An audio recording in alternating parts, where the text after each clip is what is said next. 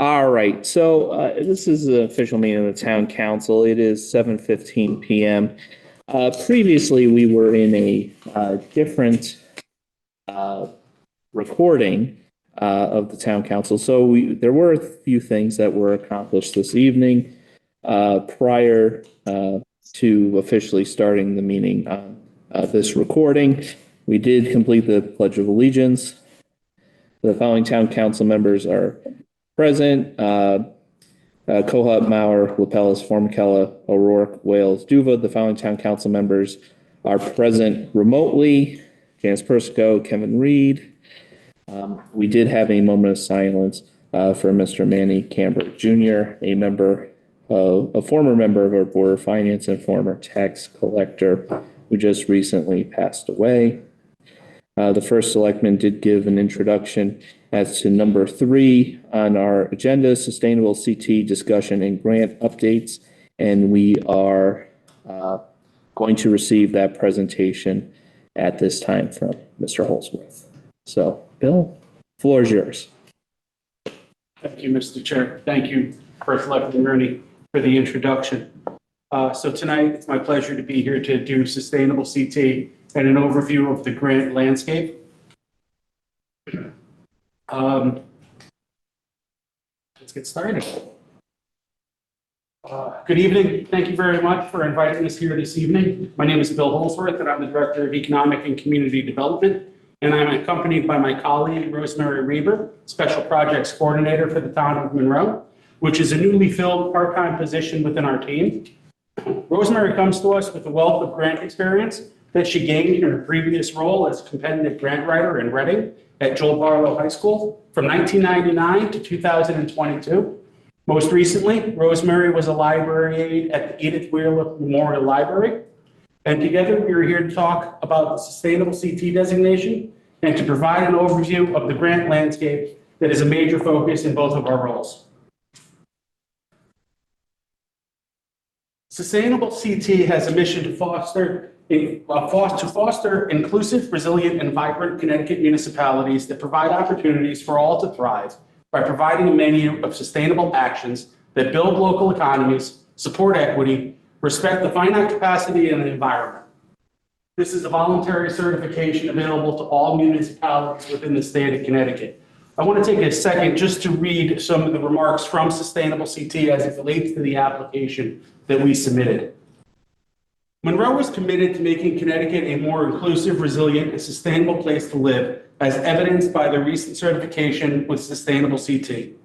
Our town certification and the many actions we've taken to achieve it cannot be overstated. Monroe met high standards in a broad range of sustainability accomplishments to qualify for the prestigious bronze level certification. Partnership with Sustainable CT only adds to our extensive programmatic capability. The program includes actions that help towns build community connection, social equity, and long-term resilience. Throughout this presentation tonight, we will attempt to deliver additional commentary and anecdotal discussions around the high standards, the broad range, and how we qualify for the certification. I would also like to drive home the partnership aspect of this application, as these are common threads that you'll see come across when we jump into the grant landscape. Requirements of Sustainable CT. There were 13 categories of activities. At least one activity from each of those 13 categories needed to be completed in order to gain bronze level certification. If we completed 3 actions and we received over 500 points, we would be eligible for silver certification. 4 actions and 750 points would have given us gold certification. And then if we completed an additional 150 points, we would be able to acquire the climate leader designation. At this point, we've achieved 335 points. We've been certified bronze, but there is a possibility for us to boost that certification status in the years and months ahead by acquiring more points. The certification is in place for 3 years and then requires a renewal application to be submitted.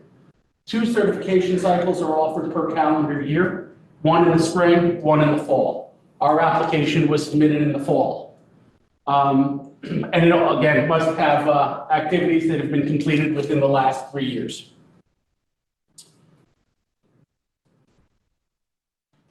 I want to point out that our application consisted of over 500 points across these 13 categories, with 28 actions being completed that the town documented for review. This process was a competitive process, having to meet the expectations of the reviewers and meet certain thresholds to achieve the points necessary for accreditation. Many of our actions had variable points attached, and actions could be awarded up to that many points, but may not receive full credit. All right, so it's kind of like a partial credit in school.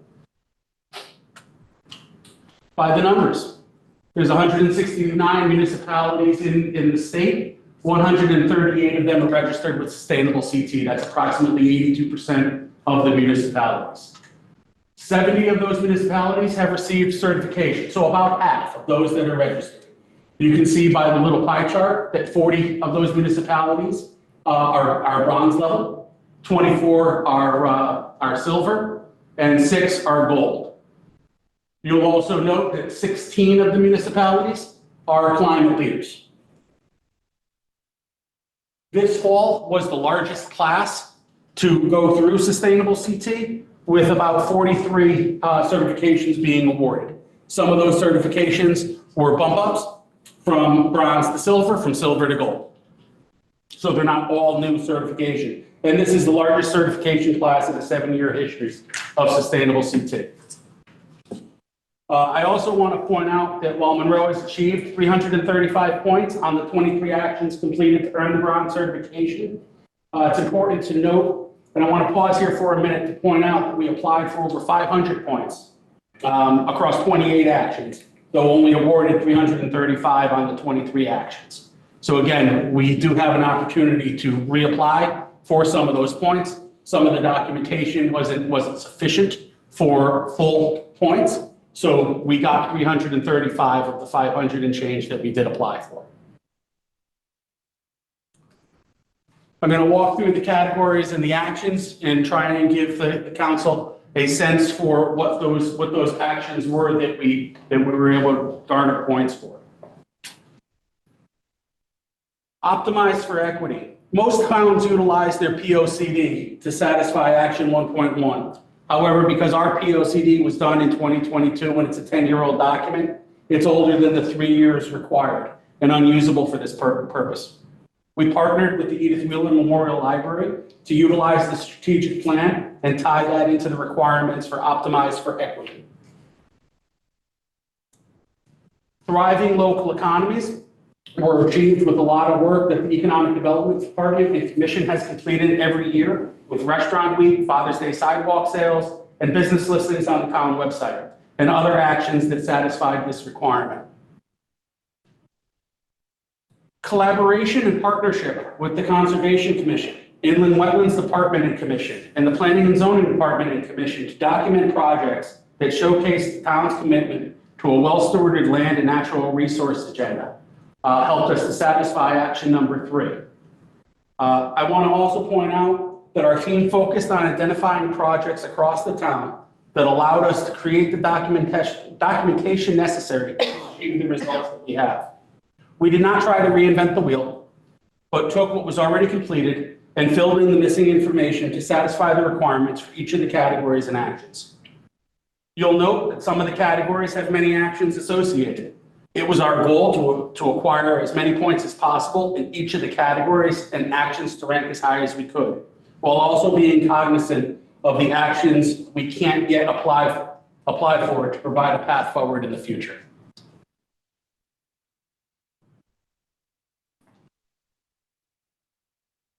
Vibrant and creative cultural ecosystems with the help of the Parks and Rec Department as well as the library helped us to achieve the vibrant and creative cultural ecosystems requirements. While the farmers market and the town clerk assisted in the dynamic and resilient planning aspects of our application. Department of Public Works was instrumental in helping us to achieve the clean and diverse transportation systems and choices with the complete streets that was done on Pepper Street and detailed records kept on our town fleet. I want to point out the out-of-box thinking that Rosemary pursued on this activity to find projects that met the criteria. As Monroe does not have an airport, we lack a train or bus station, we don't have a port that we could use to provide mass transportation solutions that utilize clean energy and electric vehicles.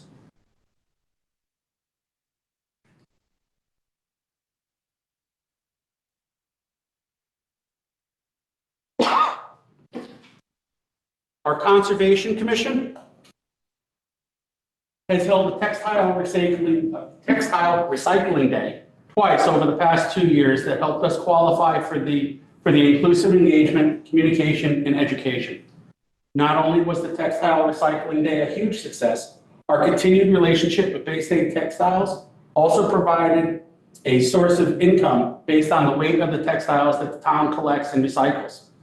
During this event, pamphlets and flyers were distributed to educate the community on the importance of recycling and how many pounds of textiles are saved from landfills each year due to those efforts.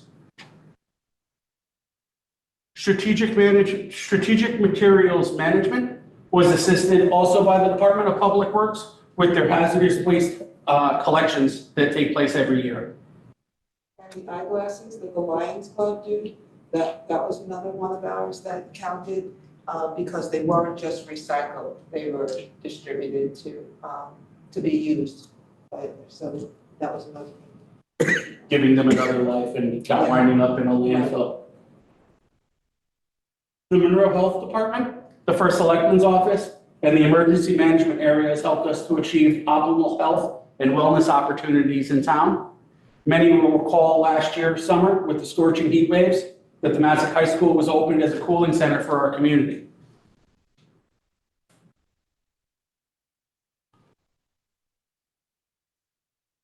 Our affordable housing plan that is outlined and documented in the planning and zoning regulations helped us to achieve the healthy, efficient, and diverse housing requirements.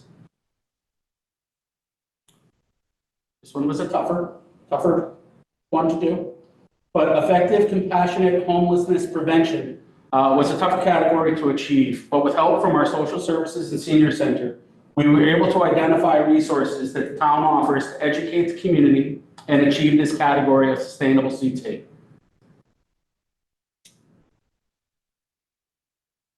This concludes my prepared remarks on sustainable CT and the process that the town pursued to achieve bronze level certification. Not only does this certification provide the town with the prestige of having achieved certification, but with the certification, it also opens up grant opportunities that we can look at and apply for. I'll get into that more as we go through the grant process. I want to point out that each of these actions were not as simple as filling out a form, checking a box, and submitting it for review. It was hours of dialogue with the reviewers. It was multiple pieces of documentation, meeting minutes, the actual zoning regulations that had to be carved out and supplied to the reviewing team to validate everything that we were telling them actually did take place. It was in a public meeting. It was part of the meeting minutes. It was part of the official record. And all of that documentation had to be found and consolidated to be shared with the reviewers as they went through to give us points for each of our actions. A high bar. It was a very high bar. We're going to jump into the grant overview. All right, I'm going to apologize in advance for the very basic nature of this slide, but I felt it important to kind of set a groundwork of what is a grant. So a grant is a financial award available to fund a focused project to make something better within the applicant's community. Grants are a type of financial assistance, which is a general term for how the government redistributes resources to eligible recipients. It's an investment in the future of the applicant's community. It is a legally binding contract. And grants can be awarded through the federal government, the state government, or through private local organizations. I want to contrast that with what grants are not. Grants are not a loan. They do not need to be paid back. They are not good for short-term purchase solutions A typical grant cycle is anywhere from 9 to 12 months. Some are much longer. It is not free money. Reporting and match requirements are within almost every single grant, and we'll get into the reporting and the match components for some of these grants. And grants are not a guarantee of funding. It's not a deli ticket. You don't pull out the application, submit it, and well, here's your pound of ham. It is, some of the grants are very competitive, and they choose the most deserving projects to be able to fund. So there's two types of grants that we look at. There are discretionary grants, and those are competitive grants. All of us are going to submit an application, and we all need to make the best argument that we can in order to get our project looked at and funded. And that's kind of the goal of what we're looking at. We're trying to stand out from all of the other competition out there to identify our projects and why they're so valuable to our community and why they're valuable to the region as a whole. The grantor retains considerable authority in selecting the recipient, determining the amount of the award, and negotiating the scope of work. Non-discretionary grants, on the other hand, are non-competitive. They're more formulaic. They're awarded primarily to state, tribal, and local governments. They could be congressionally directed through an authorizing statute based on eligibility criteria. And the amount of the award is determined by a predefined formula.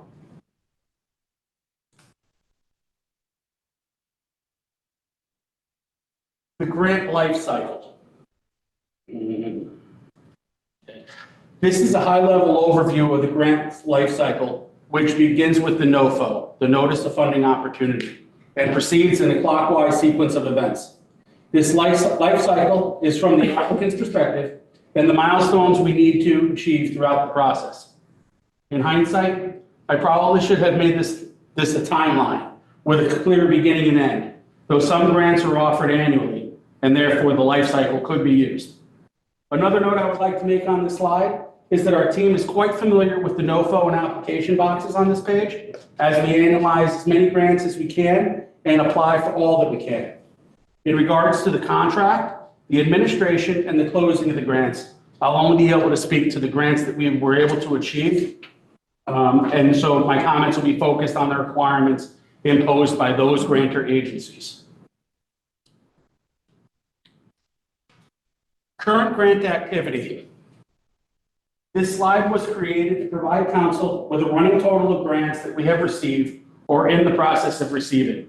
I do want to point out that this slide does not include grants that have been obtained by the Department of Public Works, such as the LoSIP or LOTSIP programs.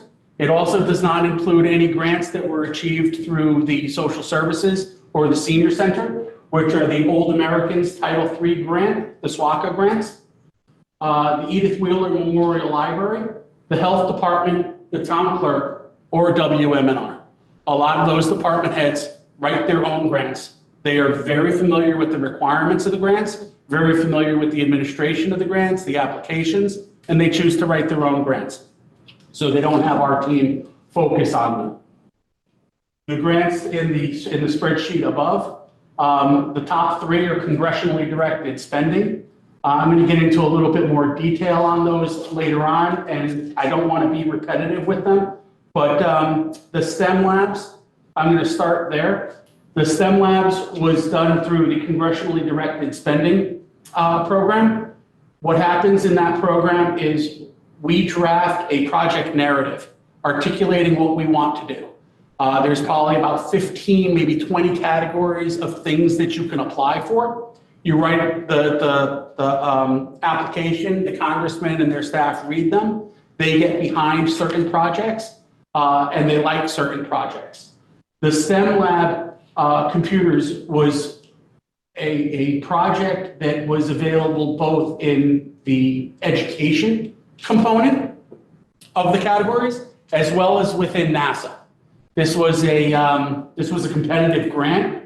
I felt that the education world was going to be packed with a lot of applications, and how is my application going to stand out?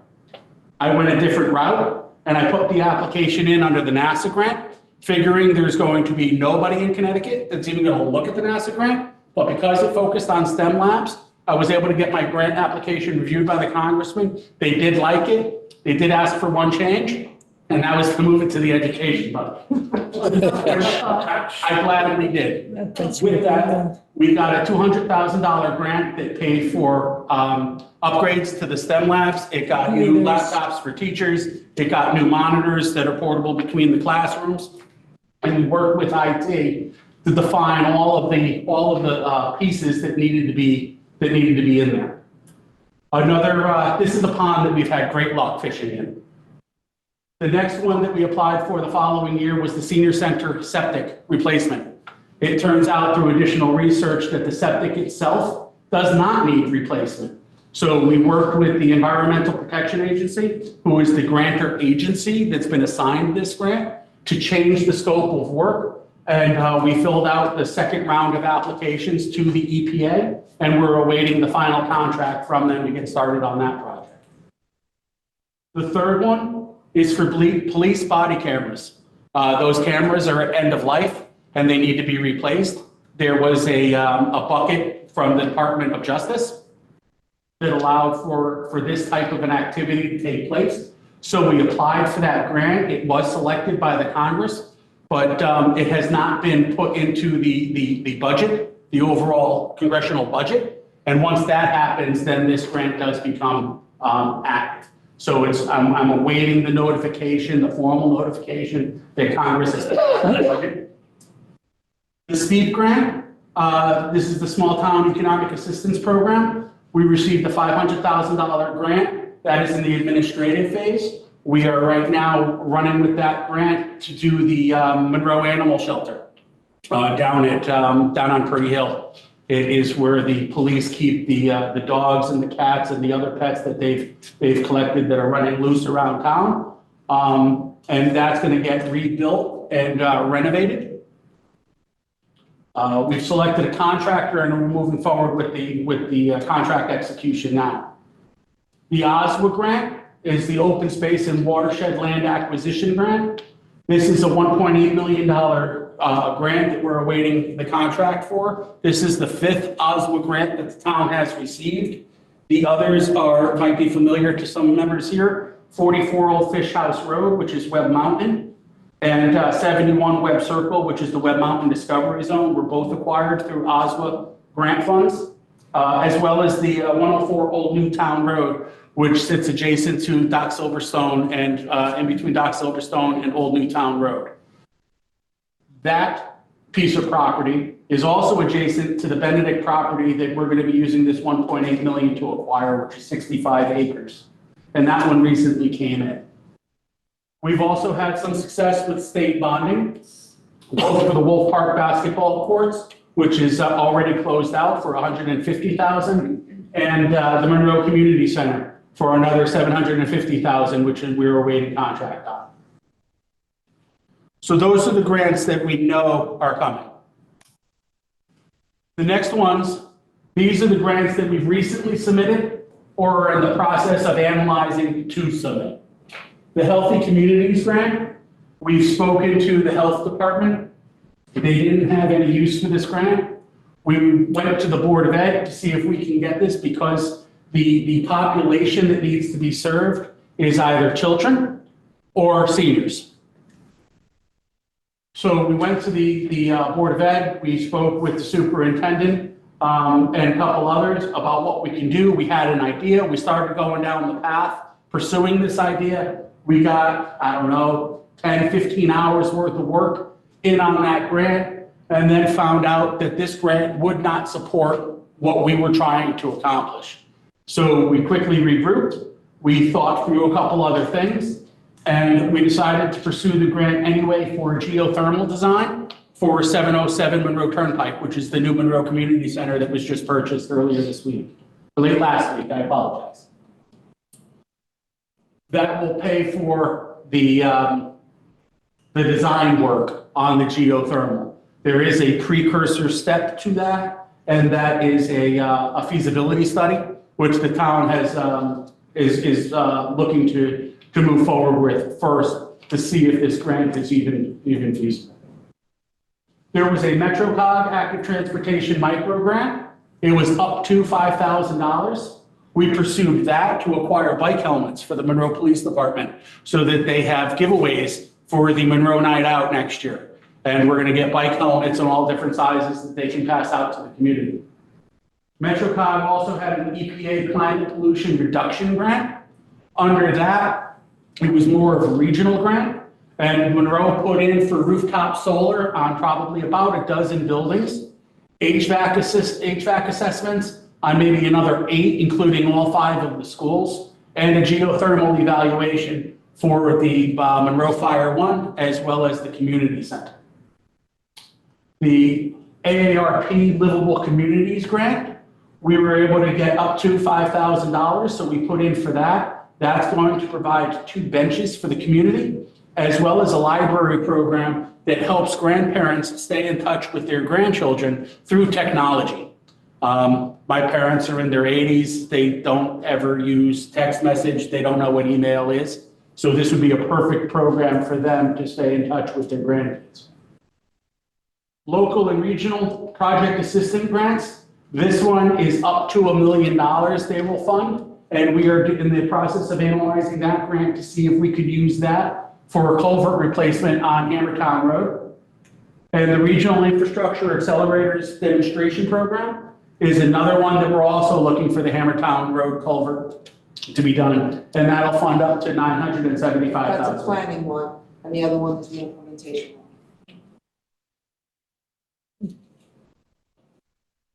Yeah, we had to pivot on the Healthy Communities grant. So Rosemary brings up a good point. One of those 2 grants, both for the same project, one is for planning and one is for actual construction. So in the grant, I'm going to get into this in a moment. I think it's the next slide. The notice of funding. It is the competitive solicitation announcement. It articulates the project requirements as well as eligibility requirements. The eligibility requirements are both at the town level as well as at the project level. So not only does the town have to qualify and be eligible to pursue this grant, the activity on which you want to get the grant money for also needs to be an eligible activity. So if it's planning, you can do planning activities, but you can't do construction. And if it's a construction project, it needs to be more shovel ready to be able to do the construction project. Additionally, the NOFO will talk about matching requirements. So one of the things that we also do is we look through the capital budget. Our capital budget over the last couple of years has been expanded to include a 5-year forward-looking, what are we going to spend money on type of activities. So as we go through the grants, we always refer to those pages in the budget to find out, is there a project that we can pursue that will offset some of these costs, but also give us assurance that the town has already budgeted for those types of things because of the matching requirement, which could be as high as a 1-to-1 relationship. So if we got a grant for, call it $1 million, now I need to go and knock on Ron Bonovsky's door and ask him for $1 million to fund the other part of the project. Or if I know that there's already a capital project that's been approved, I know that funding is there and it would be no problem to get that and then offset that overall cost. So we do look at those matching requirements very closely to figure out how this grant will come to fruition. The NOFO also provides timelines and deadlines. Timelines for when the NOFO was released. Are there any additional online education sessions that the grantor organization is going to hold to give a little bit more information about the grant, answer any questions that people have. It'll talk about the application deadline. It'll talk about when the grant should be completed by, how much funding there is available for it. And it'll also articulate whether or not it's a competitive grant or not.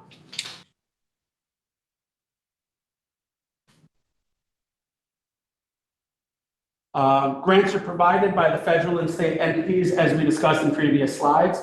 Grants are provided by specific agencies and departments that seek to further their mission or meet national objectives.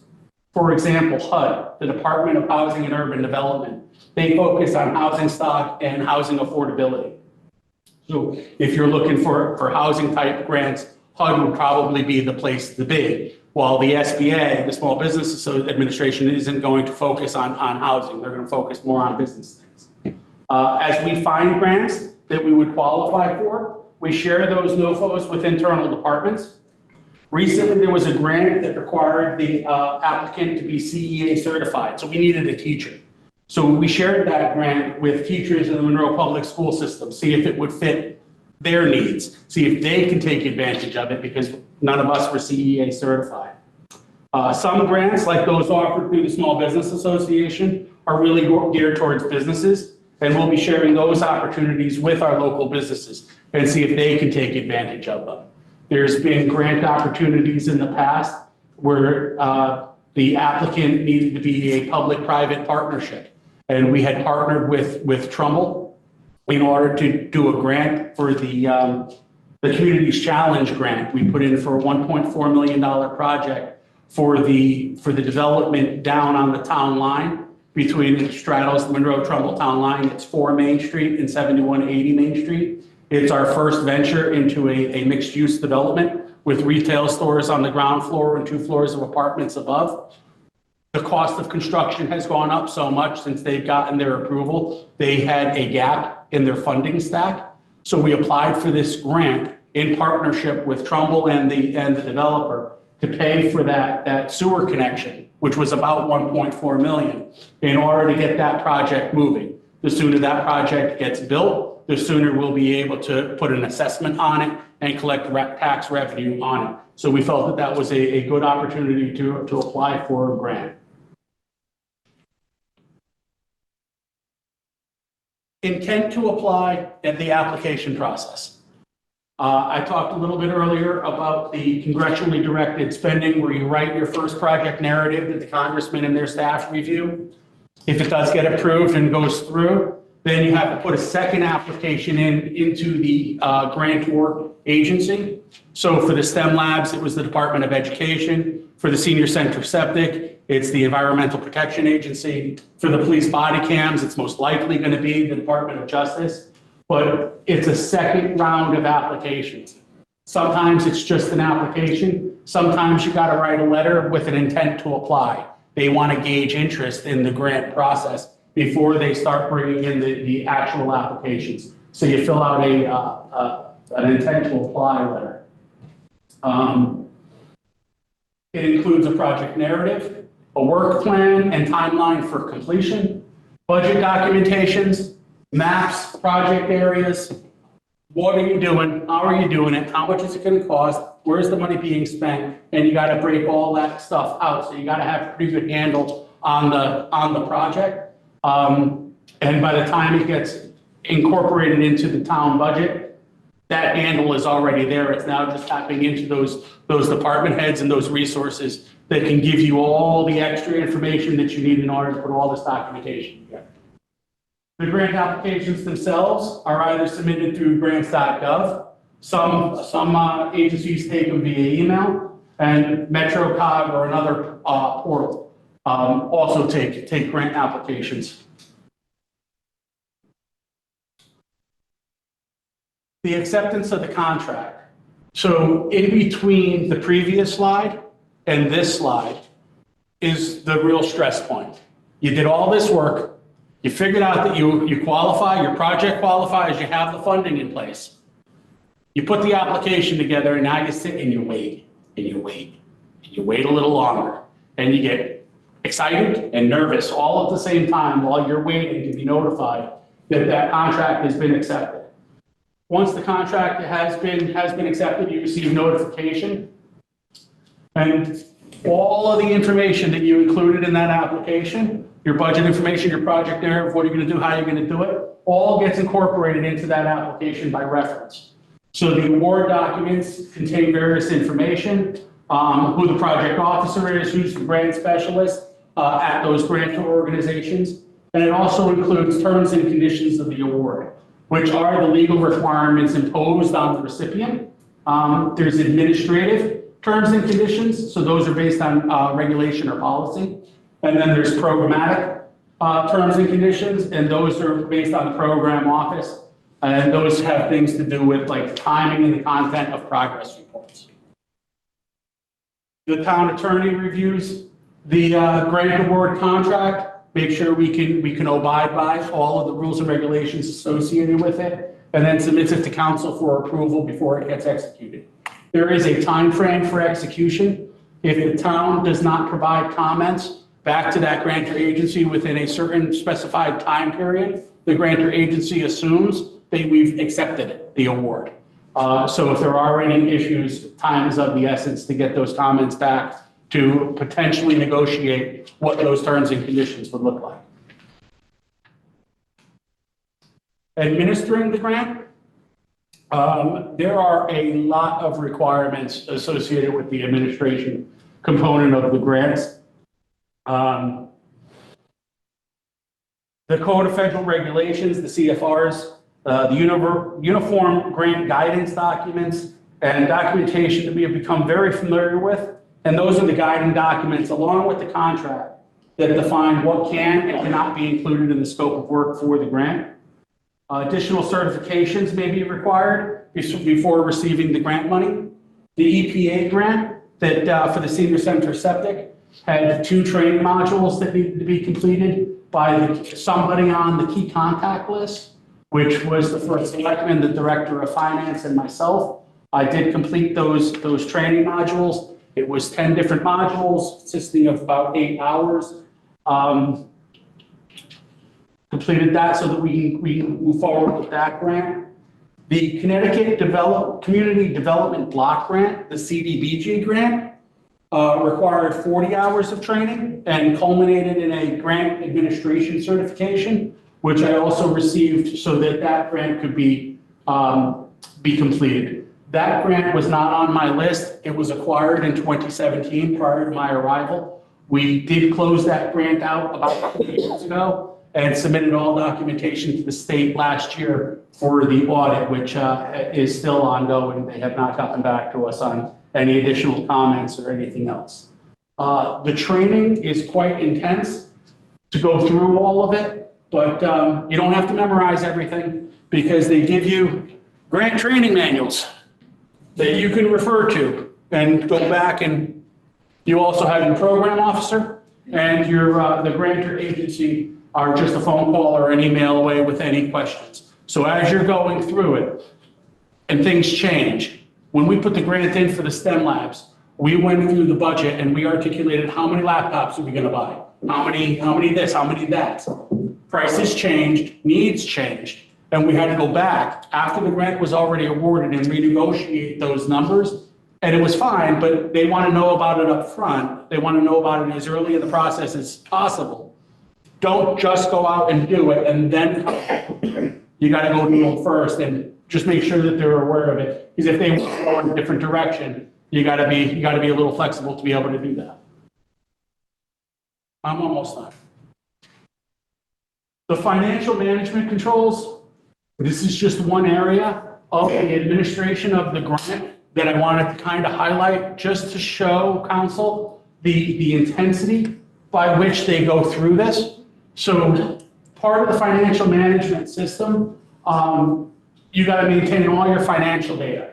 It needs to be accurate, current, and complete. Accurate, current, and complete. By accurate, it's what are the actuals? What did you actually spend and what did you actually spend it on?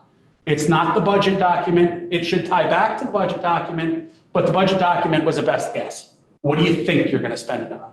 This is actually the receipts. It needs to be current. It needs to be right up to date as of today, because when they call and they want reports, you got to be able to furnish them with the reports, and it needs to be complete. It needs to all be there. Your costs and expenses, they must represent the allowability, the reasonableness, and the allocability of costs. Thought I was going to struggle on that word today. Allowability is just what's included and what's not included within the grant. Was it allowed? Was it not allowed? Reasonableness is a qualitative measure that is, what would a reasonable person spend for the same type of service? You can't go out and buy $10,000 laptops when everybody knows that a laptop's about $1,000 to $1,200. And then the allocability of cost. That is things, think about your cell phone. You need your cell phone to be able to manage this grant and administer this grant, but your cell phone isn't specific to the grant. You use your cell phone for other things. So the allocability of costs is what percentage of your cell phone bill or how much of your time that you use your cell phone was done for this grant, and those costs can be incorporated. There are indirect costs that need to be calculated. Program income, if there's any income that gets generated by that grant, you have to account for that. It's all got to be in the financial system. It's all got to be within Munis. It's all got to be labeled. The account that it's held in has to be named with that grant application and the characters for that grant. If you pay out any subawards, if you subcontract out that grant, you have to account for that. In some of the grants, there's payroll requirements. You have to make sure that the minimum wage has been met. There's minority and women-owned business requirements if the grant is over a certain threshold. Most agencies, it's about $250,000. They also want to know what your travel policies are, your procurement of equipment, goods, and services. And they have de minimis rates in place for things like payroll. So as a grant administrator, you can get paid from the grant for the administrative role that you play on that grant. We don't pursue it that way. We try to keep our reporting as simple as possible, as opposed to breaking out parts of salary, parts of benefits, and all of that for a grant project. When it all boils down, it's dollars. And if those dollars can benefit the project and we can put all of those dollars towards the project, we'd rather do that. Not only save ourselves the time of the reporting and breaking things out by percentages, but putting all that money into the project so the project can be the best it can be. Finally, there's the closing out of the grant and closing out of the presentation. Closing out a grant must be done in a timely fashion, and it's tied to the end of the performance period. So that performance period started when that contract was signed.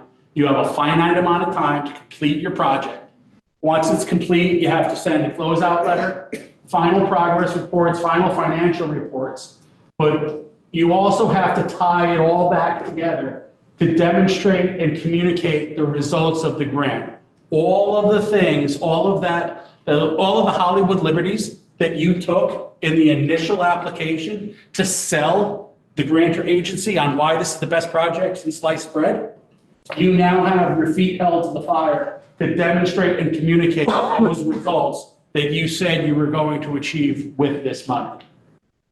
So that's where the final closeout comes in. And then, of course, there's always the review, the audit, all of those kind of things that come after we've said that we're going to close out the grant. Takeaways and recap. As I look back through my very long-winded presentations, and I thought about all the things that I want you to walk away with, I tried to narrow it down to 3 things. 1, there are precursor action steps that we take in advance to advance our positioning and expand our opportunity set. Sustainable CT was just that. It's great. It warms my heart that we've gotten that designation and we're doing great things for the environment. It's something that absolutely should be done. But the reality of it is, without that certification, there would be certain ponds we would not be able to fish in for grant opportunities. And now with that designation, we can fish in those ponds. So that's one of the things that we vehemently pursue. Grants are not a one-size-fits-most. Used to be one-size-fits-all. It's now one-size-fits-most. Grants are not a one-size-fits-most. And while there is a commonality amongst grant requirements, the details, the scope of the grant, the requirements and the opportunities are all unique and different. Again, what HUD looks for, what the SBA looks for, what the Department of Education or the Department of Justice look for, they want to advance their own mission and they want to rely on local expertise to advance their mission. And The things that they're looking for are all spelled out in that NOFO requirement. So we're trying to capitalize on all of those things and pursue projects that advance that for the town of Monroe. Proactive communication and collaboration is done to vehemently pursue funding opportunities. We speak with every department within town hall, at the library, at the senior center. We try to work across the organization, through the Board of Ed, wherever we can, to find opportunity sets for grants. If grants become available and the town doesn't qualify, we will share those grants with the school system, with those teachers that are certified to apply for those grants. We're going to start doing it with businesses that might be able to take advantage of it from an expansion standpoint or from coming to town standpoint. So those types of things are going to be pursued as well. And those were the three things that I thought important as recaps and takeaways from this presentation. Thank you, Bill. So, yep, go ahead. So when we started this presentation, the first requirement, you had mentioned inclusion and equity. I'm wondering if you could at least provide or clarify or give some examples as to what exactly that covers. So that inclusion and equity was part of the sustainable CT. And what that was to be open to the entire community, to bring everybody into the mix. You want to hold public meetings. You want to have outreach. You want to get feedback. Those kind of things are what it was about. And one more question, a quick one here. With regards to, towards the end of the presentation, you were talking about how you were eligible to break out some certain costs for the administration process of the grant execution.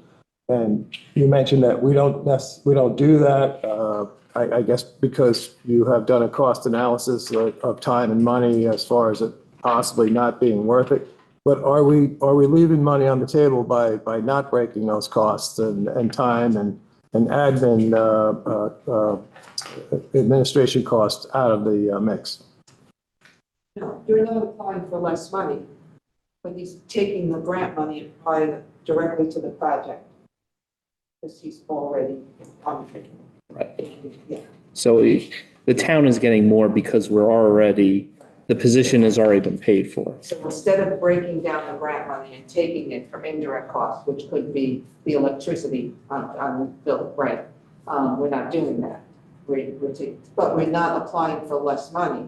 So we're not leaving money on the table. We're just using the money for the project entirely. Thank you. Thank you. When I was in Massac, I was part of the STEM program. And we did a bunch of grants that we could use for science, for chemistry. Because it's what, science, technology, education, and math, I think. Engineering and math. And it was for at least 3 or 4. And we had a lot of grants that we could get because of the STEM program. Mm-hmm. Yeah, so my experience is primarily in education grants. So I was at Massac. And NASA grants. Thank you. Well, Thank you, Bill. Thank you, you will Rosemary. receive a copy of this presentation in your packets. I apologize for not getting it into the packets. They're okay. Don't worry about it. We'll just put it on the website. Then anybody who wants to learn more about the grants that we've got, the grants we're applying for, and a little bit about the process, they'll have that and they'll have your presentation. Thank you for the opportunity to speak with you all this evening. Thank you. Thank you. It's on that too, us having the information on our website. That was very important.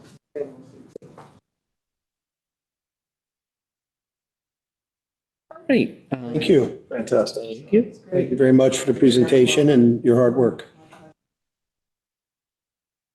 Moving on to our consent calendar, I'm going to pass the consent calendar as presented. If there's no objection, there no objection, I'm passing the consent calendar as presented.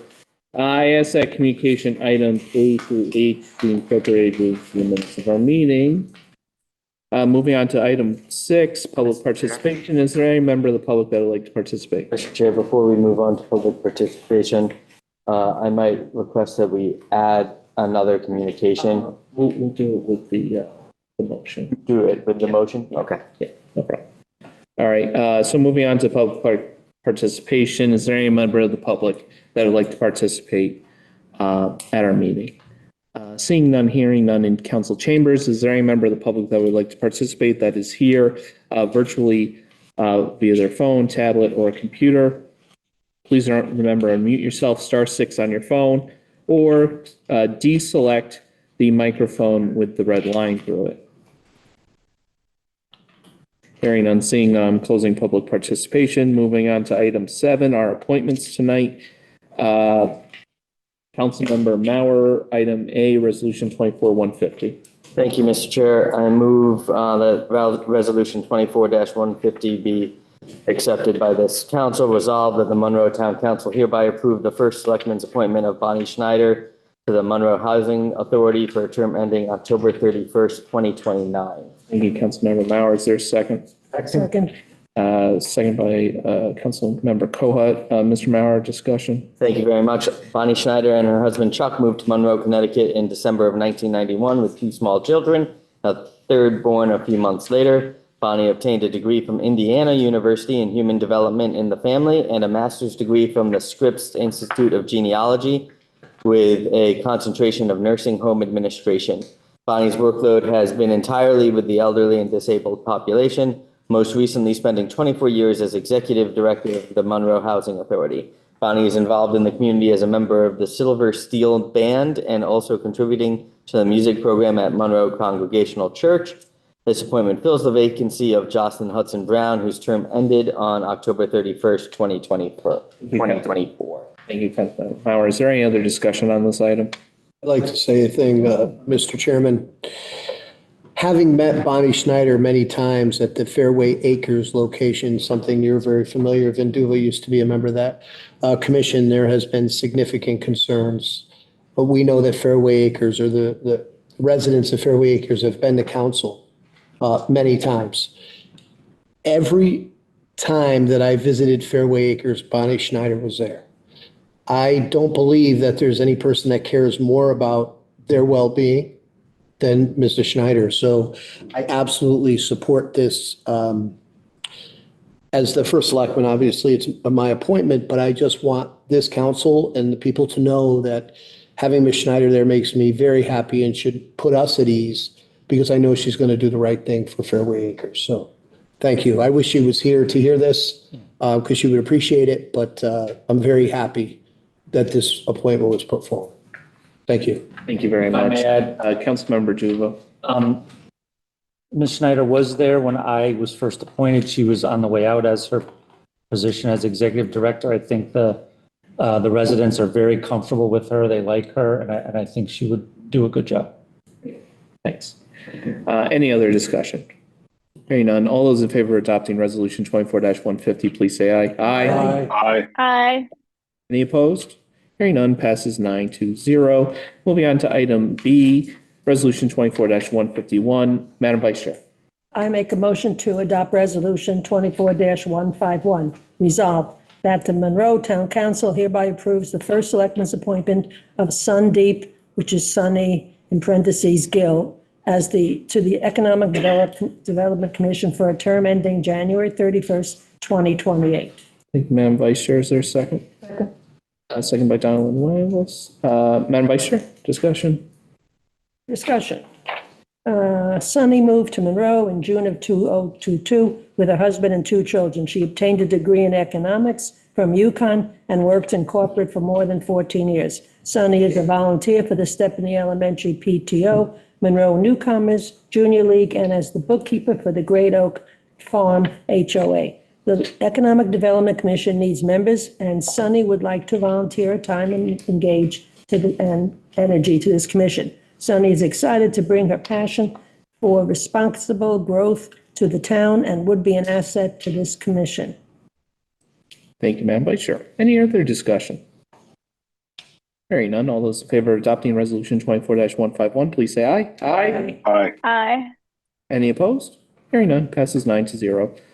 Moving on to item C, Resolution 24152. Madam Vice Chair. I move to adopt Resolution 24-152. Resolved that the Monroe Town Council hereby approves the first selectman's appointment of Marion Callow to the Commission for the Aging for a term ending July 2nd, 2026. Thank you, Madam Vice Chair. Is there a second? Second. Second by Jason Mauer. Discussion? Madam Vice Chair, discussion.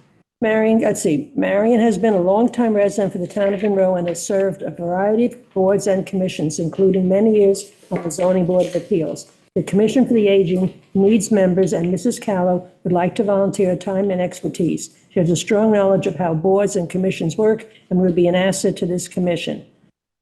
Thank you very much, Madam Vice Chair. Any other discussion?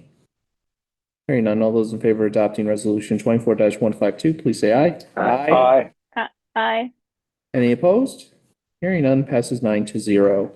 And moving on to action items. Action item A, Town Council Committee on Finance, Education, Health, Public Safety Matters. Madam Vice Chair? We've not had a meeting. Thank you very much. Item B, Town Council Committee on Planning, Zoning, Public Works, and Park and Recreation Matters. Councilmember Duva? We have not met since our last meeting. Thank you very much. Item C, Town Council Committee on Legislative and Administrative Matters. Councilmember Reed. Thank you, Mr. Chair. We did meet tonight, as a matter of fact, and one item was in front of us, number 146. That was the 2025 Highway Safety Project Grant application for the comprehensive DUI enforcement program. That did reach consensus to come to council. Thank you very much. Moving on to item D, Strategic Planning Committee. I am still in process of contacting the Historic District Commission in scheduling a meeting. I'm hoping November.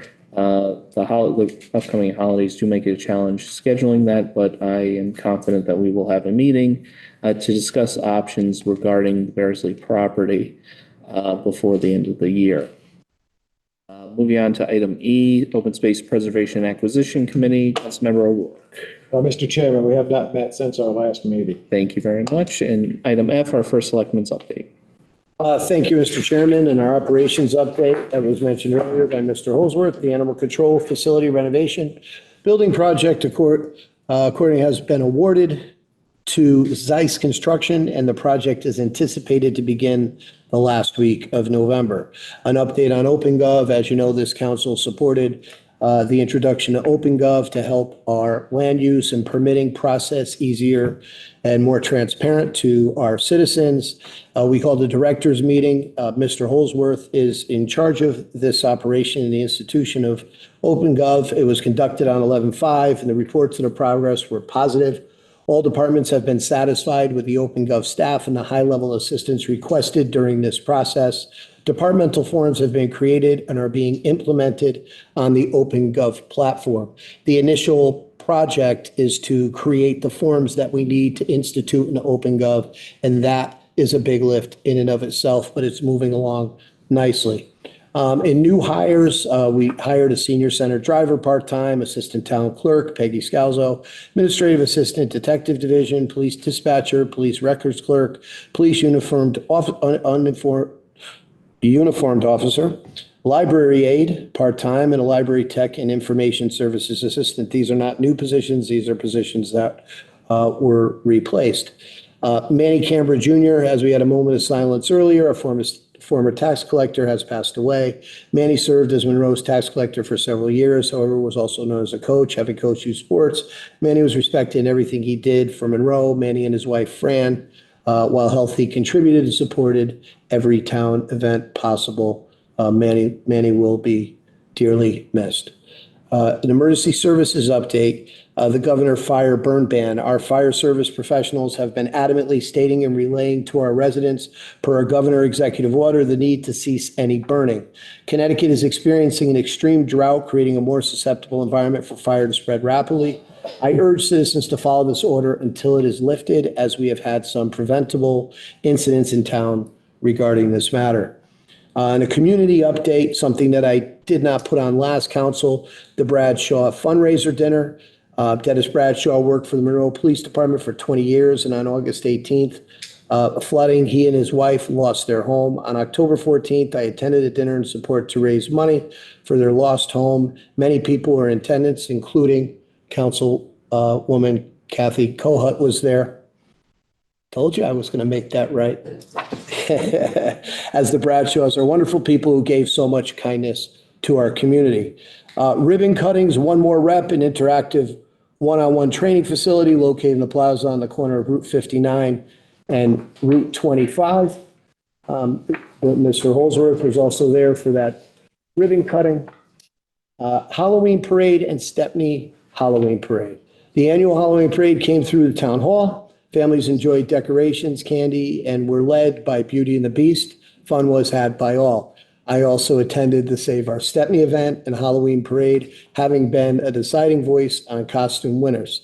Halloween was well celebrated in Monroe this year. Interesting enough, at the same time, I had a MetroCog meeting, and I'm trying to Zoom as 400 people are ravaging our hallways. So we're going back and forth, but the outfits and the happiness in the hallways was absolutely fantastic. As you know, this is the first year for early voting. Thank you to the Registrar of Voters for all your hard work. About 4,000 residents voted at Town Hall simultaneously while we had a Halloween parade one day.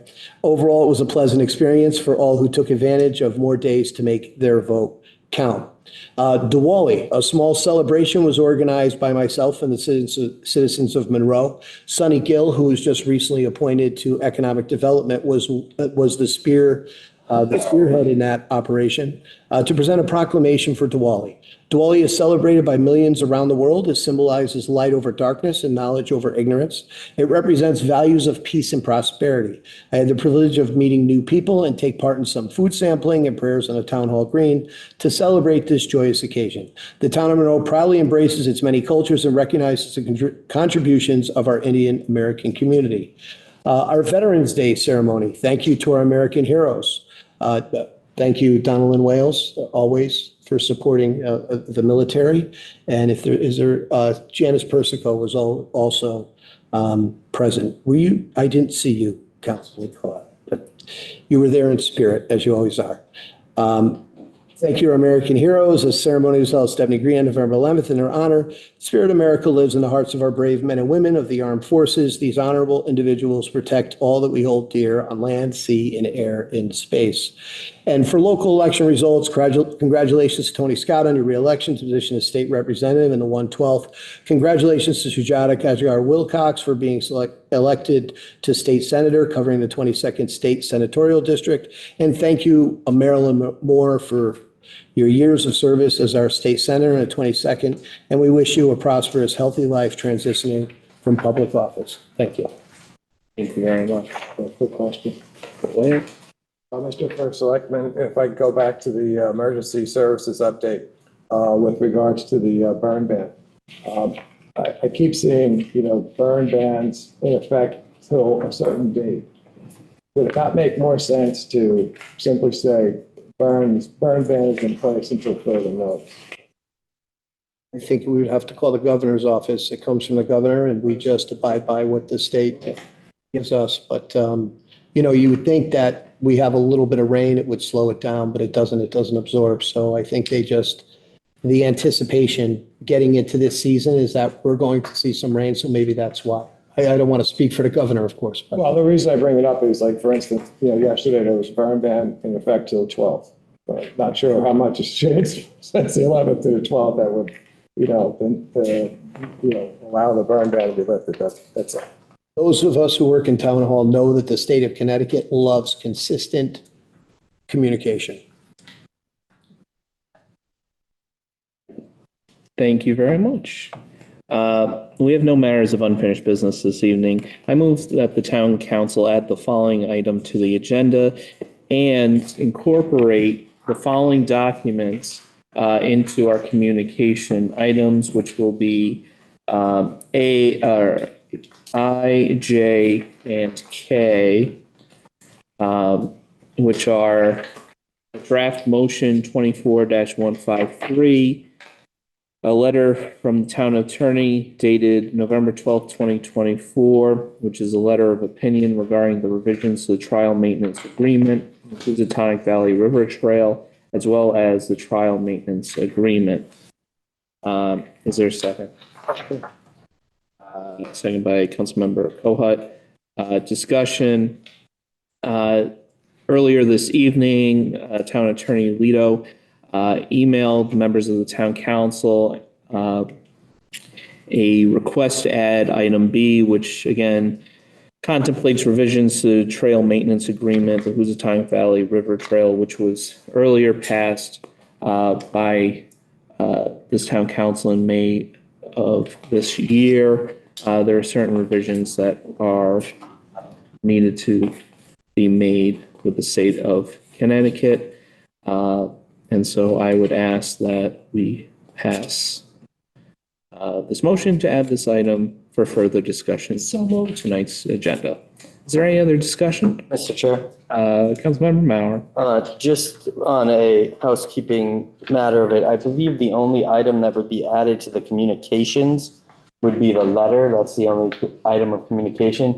The draft motion and the maintenance agreement would be added to the packet on the website. Well, I did contemplate that. I would just add it to the communications because it was added late. That's just a matter of transparency, but I don't think it does any harm to add the communications today. But is there any other discussion? Hearing none, all those in favor of adopting this motion, please say aye. Aye. Aye. Aye. Any opposed? Hearing none, passes 9-0. I move that the Town Council waive the Legislative and Administrative Subcommittee requirement for the review of contracts. Is there a second? Second. All right, discussion. This motion only contemplates removing the requirement for this item B as the LNA meeting tonight was a special meeting. Special meeting agendas cannot have their agendas amended, and so the purpose of reviewing this document that was given here tonight could not be reviewed in LNA and will be reviewed by the full Town Council at this meeting. Is there any other discussion on this item? Councilmember Mauer. Just that I did have a chance to go through the agreement and the letter of opinion, and had this come to LNA, I can state that I would have supported bringing it to council, and while I can't speak to my other council members, my guess is their votes would have mirrored that recommendation. Thank you very much. Any other discussion? All right, I'm going to call for a vote on this motion to waive the Legislative and Administrative Subcommittee review of Resolution 24-153. All those in favor, please say aye. Aye. Aye. Aye. Any opposed? Hearing none, passes 9-0. All right, moving on to motions. I move that the Town Council adopt Resolution 24-153. Resolve that Terrence P. Rooney, First Selectman of the Town of Monroe, is authorized to execute and deliver on behalf of the Town of Monroe the Trail Maintenance Agreement as revised by the State of Connecticut and any associated documents by and between the Town of Monroe and the State of Connecticut regarding Housatonic Valley River Trail Maintenance Agreement. Is there a second? Second. Second by Jason Mauer. Discussion, Mr. First Selectman, did you want to be heard on this? Did you? No, I'm all set. Okay. Thank you. All right. As stated earlier, the town attorney did have some changes that were requested on behalf of the state of Connecticut regarding this agreement that we passed in May of this year. And so he asked that we adopt those changes this evening. Is there any other discussion on this item? Hearing none, all those in favor of adopting Resolution 24-153, please say aye. Aye. Aye. Any opposed? Hearing none, passes 9-0. We have no other matters of new business. We have no unfinished matters of unfinished business. We have no unfinished matters of new business. There is, yes. Did we do the acceptance of the? Oh, we did. Thank you for calling that. Moving back to item A, the acceptance filing donations in which individually exceed $1,500. I move that the town council accept the following donations that individually exceed $1,500. $3,000 from Robert L. Giampe to Community and Social Services, and $1,500 from the Mellon Foundation to Emergency Medical Services. Is there a second? Second. Second by Councilmember Mauer. Discussion, Mr. First Selectman, anything? Thank you, Mr. Chairman. As always, donations are welcomed and well used by our different departments. The donations from the Mellon family, I believe, Enid, Councilwoman LaPellis, do you remember the Mellon family? Very well. They've done this many, many times. They're just a well-known donator in town. They haven't done it in many years, but it's a very large organization. We're extremely thankful for their service through the years in town and their donations to the town. And once again, they are back to giving. So we are very thankful. We're always thankful for all of our donations that will be put to good use. That's all. They've done these for almost 20 years. And Thank you very much. Any other discussion on the acceptance of those two donations? Hearing none, all those in favor of accepting those two donations, please say aye. Aye. Aye. Any opposed? Hearing none, passes 9-0. Now we're done with new business. We have no unfinished matters in new business. We have no unfinished finished business. We have no second public participation tonight, and I'm adjourning this meeting. Chair, before you adjourn formally, may I just inquire regarding some of our appointments? And I believe that the Inland Wetlands Appeals Officer is still an outstanding appointment. Is that correct, Mr.? Thank you. Yes, it is. And I believe that I was the last appeals officer. So is that progressing? May I? That is progressing. We did have one individual in mind, but there were a lot of conflicts.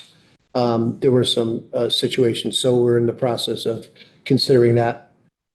Thank you. Thank you. Thank you, Mr. Chair. No problem. I'm going to adjourn this meeting at 8:26 p.m. Everyone, have a great rest of your week.